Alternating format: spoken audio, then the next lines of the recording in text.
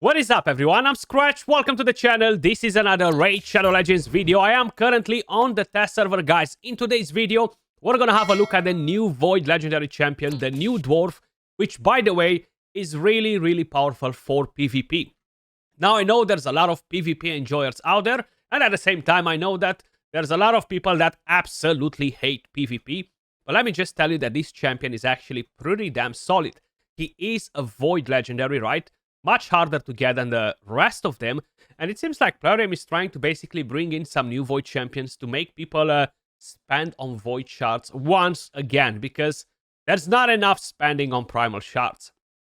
Arnorn the Shining, or Arnold the Shining, and we leave the Schwarzenegger on the side. He actually looks pretty cool design-wise. He's definitely not bad, not one of my most favorite champions in the game. I'm not a big fan of the dwarf designs. I don't know why. It's just they don't look that amazing. So when we're talking about stats, guys, 15k HP, almost 16k, almost 1.6k attack, a bit shy of 1000 defense, 103 speed, and the rest of the stats are pretty basic. Now, with the A1, he attacks one enemy 2 times. Damage increases by 5% for each buff on the target. Each hit will also have a chance to place a stun. You don't really want to build him with high accuracy.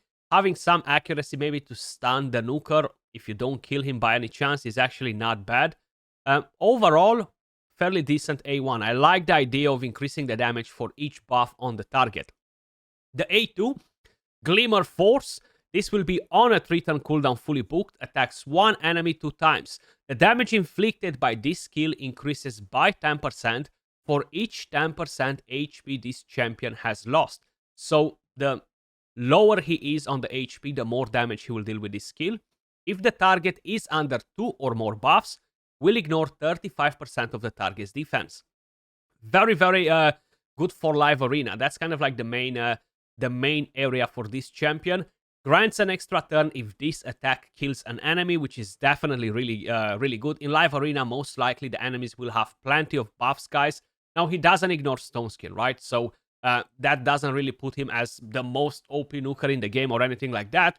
But wait till we get to the passive and the A3. Wrath of the Hrothglime, guys. Attacks all enemies, will ignore increased defense, strengthen, and shield buffs. That's actually really nice, especially if you're going versus a team that has Siphi or Marichka in there, or even Lazarius, you know. If this attack kills at least one enemy, decreases the turn meter of all enemies by 50%, and this cannot be resisted. So that's actually pretty nice. This will be on a 4-turn cooldown fully booked. And the passive, which is the creme de la creme, Golden King increases this champion's attack by 5% for each active buff on the enemy team, stacking up to 100%, guys. Now, of course, they do need to have a lot of buffs in order to get to that 100% increase attack, which, let's be honest, is pretty unlikely, right? They need to have like 5 buffs per champion, right? So it's pretty hard to have a team that will have so many buffs straight off the back, right? Then the active effect, which has a 4-turn cooldown, prevents this champion's death and keeps them alive on 1 HP when hit by a fatal hit, places a Stone Skin buff on them for 1 turn, then instantly activates the Wrath of the Hrothglime skill. I can't really pronounce that freaking word. This will not place the Wrath of the blah blah blah skill on cooldown. If there are multiple champions on the team with this skill, this effect will only activate once. Now, this is actually really nice because he is countering pretty much every other champion that might ignore passives or stuff like that. That Stone Skin instantly lands on him. I've tried him versus Narcissus. It seems like Narcissus is not basically ignoring this passive, so he will instantly get that Stone Skin up and running, which is amazing because that will 100% keep him alive no matter what the opponent will do, unless they're going to manage to remove the Stone Skin. But that's a 50% chance for it to happen. Then you have increases all ally attack in all battles by 30%. So definitely pretty nice. Let me just quickly share the build with you guys to kind of like give you an idea of what we have on him. So at the moment, I still haven't activated a blessing on him. I've built him on a Stone Skin and Savage. You still want him to stay out of the crowd control harm or stuff like that.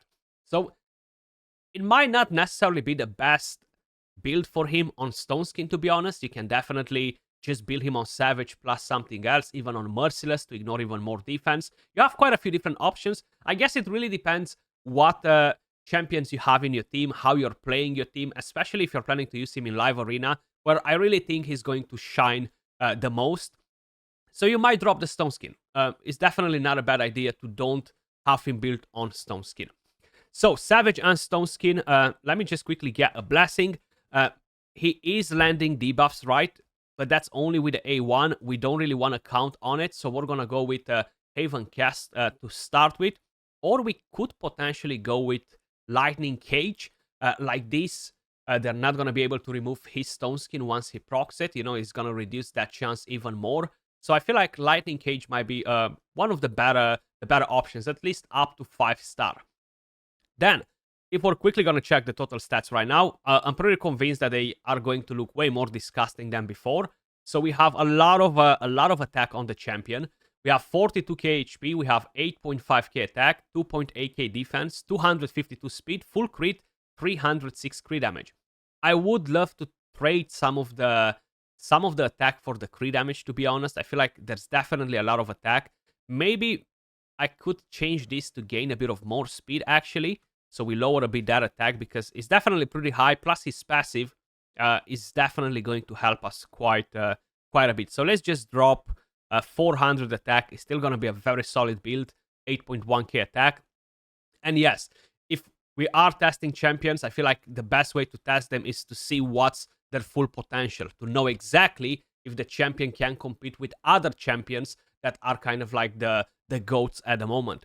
Mastery. So right here, I have kind of like a bit of a thing, right? So we have support on him to go all the way to lasting gifts.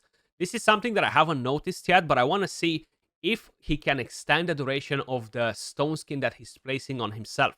Arbais, if I'm not mistaken, she can put the Stone Skin on herself for 2 turns if you have lasting gifts. So I really want to see if that's the case with him as well, right? If not, we can always go on the defense tree and get a counter attack. Now, the main thing that I'm kind of like wondering about is if I should keep Life Drinker on. Basically, he's gonna gain HP back when he's attacking, and that A2 will benefit him from being as low as possible to deal more damage. So it might not necessarily be the best, but Hand Smasher as tier 6, that's definitely something that we want to keep on. Let's have a look at animations and see what sort of numbers we can kick in with him. One thing that I want to mention, we're not going to activate the passive here. We're not going to activate basically all of the things that make him special, including the A2, because we're on full HP. The enemies will not have buffs. So we're not really going to be able to represent his full damage. But I want to have a look at the animation. So this is the AoE skill. So we decreased the turn meter because we actually killed some of the enemies. We haven't dealt crazy damage, to be honest. And that's because we haven't stacked that passive to gain that increased attack, right? The animation is not as special on that skill, to be honest. I feel like we have quite a few different dwarves that have something very similar. So if we're going to do that quick, sorry. And let's see the animation on the A2. So this should grant us an extra turn, right? 2 or more buffs. We're not going to ignore the defense because they have no buffs. So the animation, nothing too spectacular. He just seems to make like a pirouette in there, but we have the extra turn, A1, just kicking in with the axe.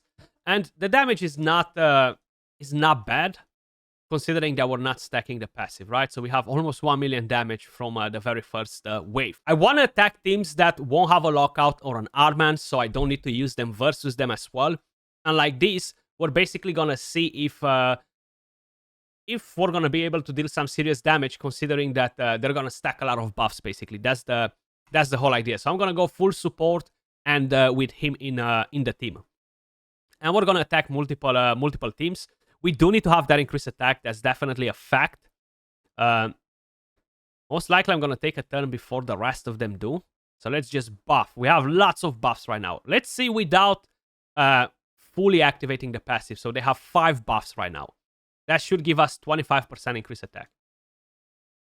Okay. And we drop turn meter on them as well, which is nice. So we kill 2. We can basically let them revive right now. get some more turn meter. We can go in with the A2.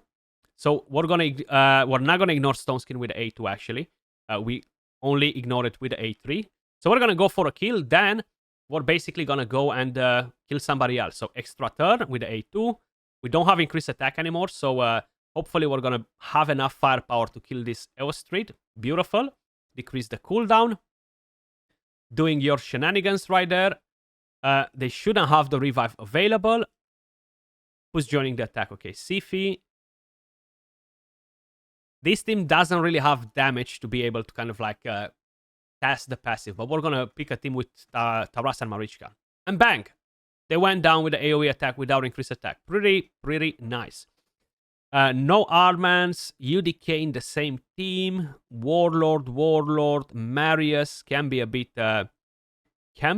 dangerous, but we're gonna get to that as well. I want to go versus this team right here, and I'm not gonna keep Marichka. Instead, who should we bring in the team? I'm gonna bring UDK as well. Actually, UDK is fine. He's gonna be helpful to get the job done. Okay. Let's see. So increase attack. Seems like we're still taking a turn before they do. So what I'm still gonna use the AoE. They have no buffs. The passive is not stacked. Curious to see what will happen. Let's see. AoE attack, reaction. Not much. Basically not much. But they have buffs now. So we're gonna rotate that skill. And we're gonna be able to use it again. The passive proc, the A3 proc. We kill them. And we just freaking kill them like that. And now I have the A2 available. And what I'm gonna try to do is to take that Sifi down. Let's see. One. She proc Swift Parry, but we got down UDK. We got the extra turn. So I'm gonna go to take Taras down, or attempt to. We did not have that increased attack, which definitely hurts a little bit. Okay. So they buffed again, which is nice. Let's bring our Arbais back because we kind of like need to get that increased attack at some point. I got a Metamorph actually. That A3 comes in nice, very nice from the passive. So if I'm doing this right now, I have the passive on cooldown. So I'm gonna go for Sifi and wait with the A3. Okay, not enough damage without the increased attack. And we are on full HP. Okay. Let's buff again. That continuous heal is not helping his A2, but you do need to regenerate some HP after the Stone Skin expires, so you're not just a dead man running, basically, you know? So I want to take down that Sifi. No, I have no cooldown on the passive. I'm going to use the A3. Taras is going to counterattack, and then he's going to use the A3 again. So let's see. Sifi down. Almost. Taras. It goes on UDK, actually. Okay, it goes on UDK. That's fine. We need him basically to use the AoE again. And most likely he's going to do it pretty soon. Let's do that to annoy him a bit. 1, 2. Not enough damage. We need to get that increased attack. Beautiful. So right now we should be able to get that up and running. And let's do this. Okay, let's do this. Marichka down. Sif is back up and running. A1, not gonna be enough. It's definitely not gonna be enough to kill her because UDK is back on the menu. Curious if she's gonna revive right now. Oh, she's not. Beautiful. Beautiful, actually, because we can use the A3 right now. They have a lot of buffs. I'm curious if that attack stacks on the passive, or once the buffs expire, we're gonna lose the attack as well. Very curious about that. I think we need to see some data mine info in order to know that. So can we kill Sifi and UDK with this A2? Beautiful, job done. And we have the extra turn, A3, no increased attack, so it's gonna suck a little bit. We can go in with the A1 again there. And yeah, passive procs, A3, bang, no increased attack to kill Taras. It's very hard to kill Taras anyway with attack nukers, right? Especially if you don't have increased attack, his passive is just crazy. But look at the damage. 835k damage from Arnorn, 520k from Taras. He did hit a lot of Stone Skin though, which, yeah, is kind of like justifying that. But I feel like he's gonna be super nice for Live Arena, guys. If we are going to look for some different champions, let's see. Who should we aim for? Marius. Marius is gonna drop our increased attack. But they will have buffs. They will have buffs. So maybe I'm gonna let him take a turn.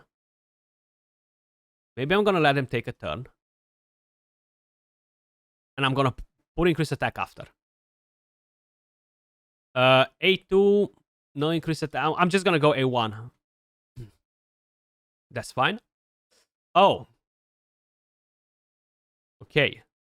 This is a bit of a problem. He's going to remove my increased attack though. That's the main issue that sucks, you know. But the passive proc in, which is beautiful. A3, not enough damage because we don't have increased attack. But even like that, we've done some pretty good damage versus Marius, versus Arbiter. If there was no Nacret to keep them alive with ally protection and the shield, they were going to be dead, right? So in live arena, that would actually be massive when the passive procs. So I don't want to heal, actually. Shame we have that provoke on. That increased attack would have been nice. But right now I'm going to go A3. Beautiful, we killed him. He died. Not a problem. Not a problem. We're going to revive in a second. Okay. So now we're going to have increased attack. And I'm going to go with the A2. We don't have full HP, which is actually not bad. Let's try to provoke that Nacret so we don't get increased attack on him.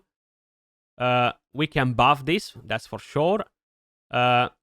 Give me that too to make sure I'm going first. And I'm going to go versus Stormin. Let's go versus Stormin. 1, 2 hit, extra turn.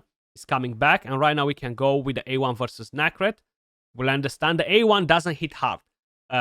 Actually, it hits pretty weak the way the A1, to be honest. Or at least it feels like it, you know. Then let's do that. I have a feeling that the attack drops from the passive when they have no buffs. So 38k, 36k.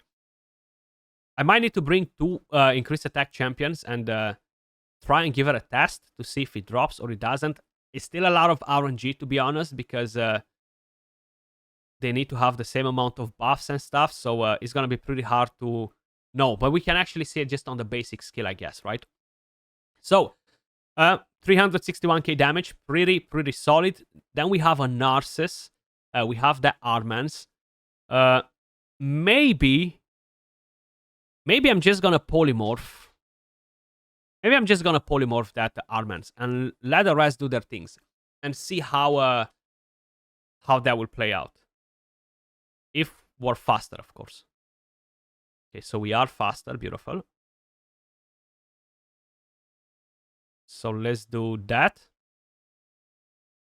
Let's do that.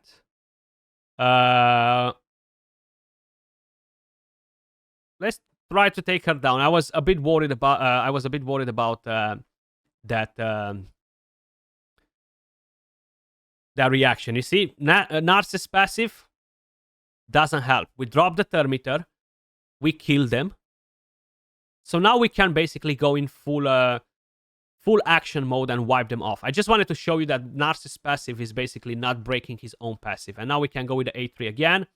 Not enough damage to kill Narcissus by the looks of it. But either way, we kill the rest. So I really think he's more of a live arena champion rather than a classic arena. I like him. I really like him, actually.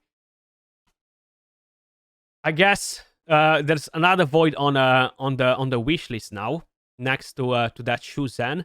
What other team we can attack with him? Let's see Rotos, actually. So if we're gonna go in like this, let's go in like this. So we have double Reviver. Because I want Rotos to attack him as well, you know. So increase attack. They only have 1 buff. I'm going to try to take that Siphi down. Most likely I won't be able to because we have, of course, 2 tanky champions soaking in damage for her. And I'm on full HP, basically. So, okay. And I think the first hit was a reaction hit on the shield. Let's put her to sleep. Come on, Rotos. Attack my dwarf. Okay, you're going for Siphi first. You greedy You greedy bastard. So we're gonna kill that Sifi now. We're gonna go in with the A1 though. Okay. So we don't have the increased attack anymore. Which is a bit unfortunate. And Rotos is most likely going to use the A3 on him. Yep, and the A3 will instantly activate. Even Soul Rip is just not enough to get the job done. And the Stone Skin stays. We can get that on. We have an unkillable right there. I'm going to go and kill Rotos, gain the extra turn. Beautiful. And right now I'm going to use the A3, kill Krisk. Drop the Thermitor on the other one, but basically, we are doing enough damage. We're definitely doing enough damage. Now, if he would ignore Stone Skin as well, that would be like, amazing, right? But I feel like the last Void we got, Eyasu, he's ignoring Stone Skin, so they're not gonna give us that many. Let me know your thoughts in the comments down below, guys. What do you think about the new dwarf? Personally, I think he's gonna be a very, very powerful nuker for Live Arena because he has his own survivability on, and I definitely think he's gonna be pretty solid. As usual, appreciate all of you guys watching. Much love, and I'll catch you all in the next one. Peace.